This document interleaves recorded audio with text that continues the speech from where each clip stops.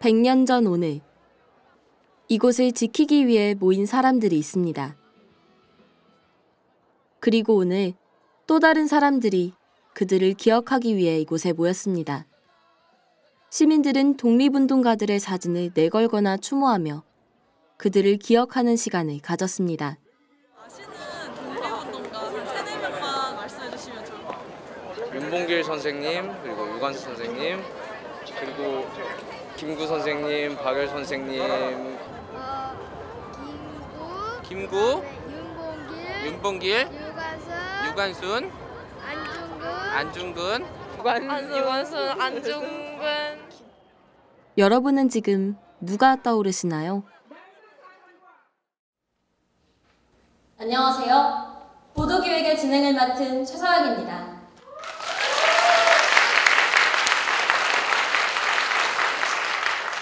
여러분은 몇 명의 독립운동가를 생각하셨나요? 그럼 질문을 조금 바꿔보겠습니다. 그중 여성 독립운동가는 몇 명이었나요? 152명을 대상으로 독립운동가 인식에 대한 설문조사를 진행했는데요. 77%의 응답자가 여성 독립운동가 중 아는 사람이 유관순 열사밖에 없다고 답했습니다. 그렇다면 유관순 열사를 제외하고 다른 여성 독립운동가는 없었을까요? 불리지 못했던 이름들, 저희는 여성 독립운동가의 삶을 살펴봤습니다. 그들의 독립운동도 누구보다 뜨거웠고 담대했습니다. 김귀남 지사는 만세운동 주동자로 대통령 표창을 받은 독립운동가입니다. 그러나 많은 사람들의 기억 속에 남아있는 인물은 아닌데요. 1921년 11월 정명여학교를 다니던 김귀남 지사는 워싱턴 군비감축회의에 한국 독립청원서를 제출한다는 소식을 듣습니다. 11월 14일 한국의 독립의지를 전 세계에 알리기 위해 지사를 비롯한 11명의 학생들은 만세운동을 하는데요. 그러던 중 일본 경찰에 의해 잡혀가게 됩니다. 정명학교 퇴학을 했는데 명예졸업장을 준다고 거기서 학교에서 연락이 왔어. 보훈처에 조사를 해보니까 11인 사건이거든. 21년이니까 3.1운동 난 지 20년, 22년 만에 또 다시 만세운동을 전개한 거야, 학생들이. 이 장모님은 기숙사에 있었는데 11명이 등사를 해갖고 쫙 뿌리고 뿌리고 태극기하고 만세운동을 했어. 한편 안경신 지사는 상해 임시정부의 국내기관이었던 대한애국부인회에서 활동했습니다. 모집한 군자금을 상해 임시정부에 전달하는 교통부원이었는데요. 대한애국부인회 조직이 일본 경찰에게 발각되자 임시정부가 있는 상해로 피신했습니다. 이후 군사기관이었던 대한광복군 총영에 가담해 활동하기 시작하는데요. 1920년 안경신 지사는 평남도청과 평양경찰부에 폭탄을 던집니다. 안경신 같은 또 여성 독립운동가는 23살 먹었어. 이영성은 지금 가족이 한 명도 없어서 기록이 없으니까. 애기 가진 여자가 감옥 가서 그 고문을 다 당하고 그 애기 낳은 애를 거기서 키우다가 7년 살고 나오니까 저기 기자가 이제 뭐 하실 거냐, 나는 이 길을 가겠다 그랬어. 김귀남 지사와 안경신 지사처럼 당시 많은 여성들은 암울한 현실 속에서도 독립을 위해 목숨을 걸었습니다. 그러나 그들의 이야기는 우리에게 전해지지 않고 있습니다. 여성 독립운동가를 찾아 나서지 않는다면 이들의 이야기는 역사 속에서도 사라질 겁니다. 이름이 없다라는 그 표현 속에는 그 당시에 독립운동에 누구 못지않게 헌신하셨지만 여성이라는 그런 특성 때문에 앞에 나오는 기록에 남는 역할보다 뒤에 숨어있는 연락과 물건의 운송과 군자금의 전달과 이런 역할을 하시던 분들, 그분들의 이름을 우리가 모릅니다. 이런 부분들을 모두 우리가 생각을 하면서 다시 한번 우리 대한민국을 있게 만든 여성 독립운동가들, 특히 무명 독립운동가들을 생각하는 우리가 되었으면 좋겠습니다. 표창원 의원의 말처럼 여성 독립운동가를 잊지 말아야 한다는 건 우리 모두가 공감할 텐데요. 현실은 그렇지 못했습니다.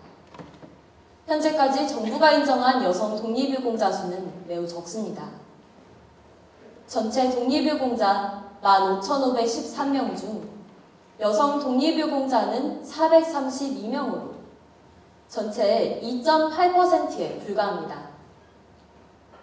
독립을 위한 대장정에 함께했던 여성 독립운동가는 왜 우리의 기억에서 사라진 걸까요?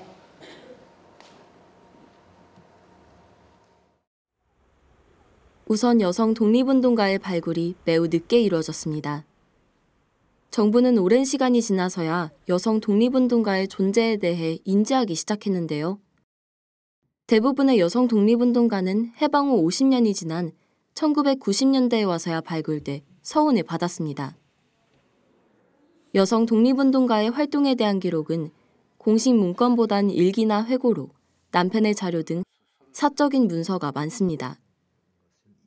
시간이 지남에 따라 소실될 가능성이 높은 자료들인데요. 후손들은 그동안 관심을 받지 못했기 때문에 자료를 가지고 있더라도 그 중요성을 알지 못하고 어떻게 보존할지도 모르는 경우가 많습니다.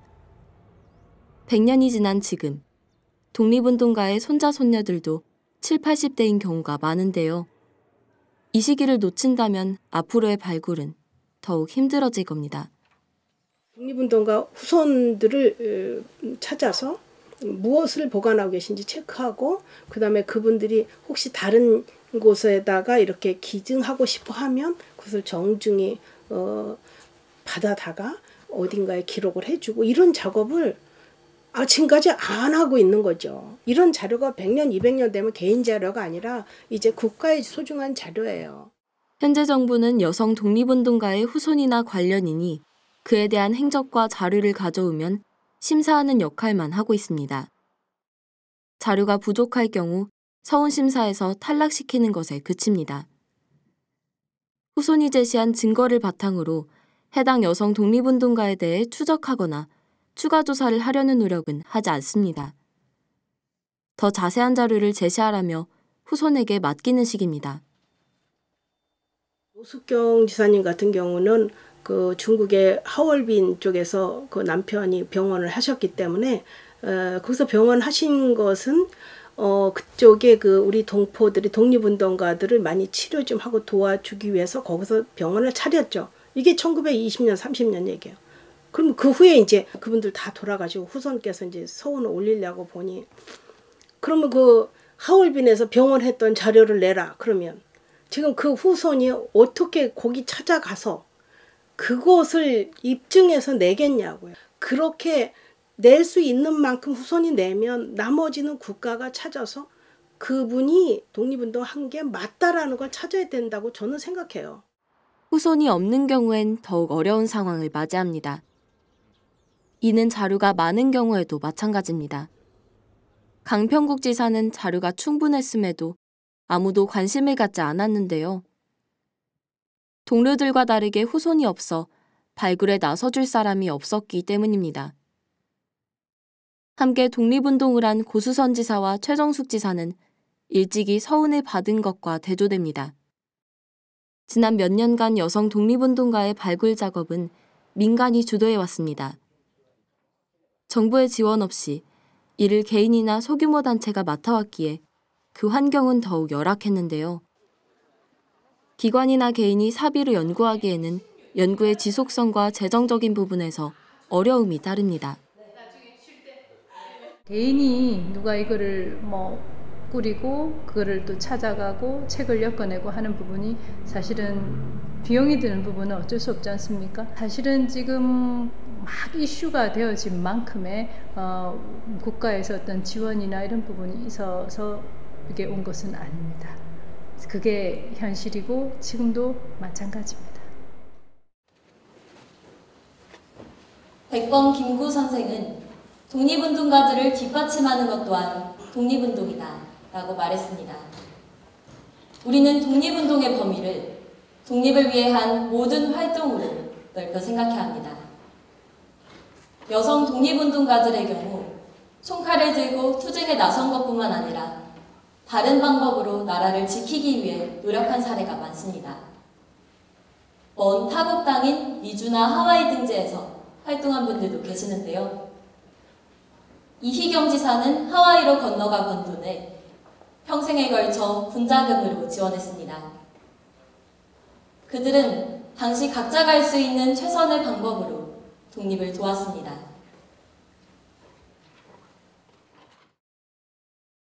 하원 지사는 어린 나이에 독립군 수백 명의 옷을 만들고 밥을 지으며 20년간 집 밖을 나오지 못했다고 합니다. 이런 공로로 작년에 독립운동가로 인정받았는데요. 당시 여성들 중엔 하원 지사와 같은 방법으로 독립에 기여한 경우가 많습니다. 홍매영 지사는 중국에서 임시정부 요인들의 의식주를 책임집니다. 1942년엔 김구의 중매로 임시정부의 비서장을 맡고 있던 차리석과 결혼합니다. 저런 평생을 독립운동을 하는 사람이 있으려면은 혼자 하는 게 아니다. 가정을 이끌고 집안에서 지원해주고 도와준 사람이 있어요. 우리가 독립운동할 수 있는데 저기 국무위원 차리석 선생은 망명후에 홀로 저렇게 생활하시면서 독립운동하는데 굉장히 어려움이 많으니 혼인을 해서 가정을 이끌고 도와드리면은 이것이 바로 독립운동입니다 하면서 우리 어머니한테 청원을 했죠. 그러나 그 당시 여성들은 스스로도 자신이 한 일이 단지 보조적인 일이라고만 인식했는데요. 독립운동가들의 옷을 만들고 밥을 지어주며 아이까지 기른 일을 조력자의 역할로만 본 겁니다. 아무리 큰 앞에 나가서 해도 그건 남성이 도와서 했다고 그러지 여성이 도와서 했다고 안 하는 가부장적 의식이라는 게 깊었다는 것이고, 여성 자신들도 자기네가 한 일을 내가 한 일은 뭐 그냥 다 남편 도와서 했지, 뭐 아들 도와서 했지 이렇게 말하지, 그러나 여성 스스로가 하나의 인간으로서 주체적 판단과 주체적 행동을 한 거야. 교과서에서도 여성 독립운동가들은 외면받고 있습니다. 역사 교과서에서 소개된 여성 독립운동가는 유관순 열사와 김마리아 지사 정도였는데요. 심지어 일부 중학교 국사교과서에선 수록되어 있던 김마리아 지사를 삭제하기도 했습니다. 또한 여성 독립운동가에 대한 내용은 단편적입니다. 주로 투쟁의 방식만을 독립운동이라 가르칩니다. 우리나라의 그 교과서가 굉장히 독립운동하고 그 다음에 일본의 식민지 지배 이것만 가르치게 되어 있고, 일본 일제시대 때의 어떤 생활 이런 부분들 전혀 가르치지 않기 때문에 여성이 독립운동을 하더라도 그 여성의 역할을 실제로 넣기가 쉽지 않거든요. 평상시에 역사를 볼 때도 정치, 경제, 사회, 문화 이렇게 시대를 보잖아요. 일제시도 그렇게 좀 고쳐진다면, 그러니까 그 구조가 바뀐다면, 교육의 구조가 바뀐다면 아마 그 여성들의 역할을 좀 더 부각할 수 있지 않을까. 여성 독립운동가를 기억하는 것이 우리 삶에 당장의 변화를 가져오진 않을 겁니다. 하지만 그 당시 그들도 목숨 바쳐 독립운동을 한다고 해서 당장의 삶이 바뀔 거라 생각하진 않았을 겁니다. 기억하는 것, 우리가 그들에게 해줄 수 있는 유일한 일입니다. 100년 전 여성 독립운동가들은 각자의 자리에서 기억 없는 독립을 위해 버텨냈습니다. 그리고 오늘 우린 그들이 영원하던 세상에서 살고 있습니다. 우리는 무엇을 기억하고 있나요? 지금까지의 100년은 이름이 알려진 독립운동가를 기억하는 시간이었습니다. 앞으로의 100년은 그동안 잊고 있던 사람들의 이름을 불러주는 날들이 되길 바랍니다. 여기서 보도기획 마칩니다. 감사합니다.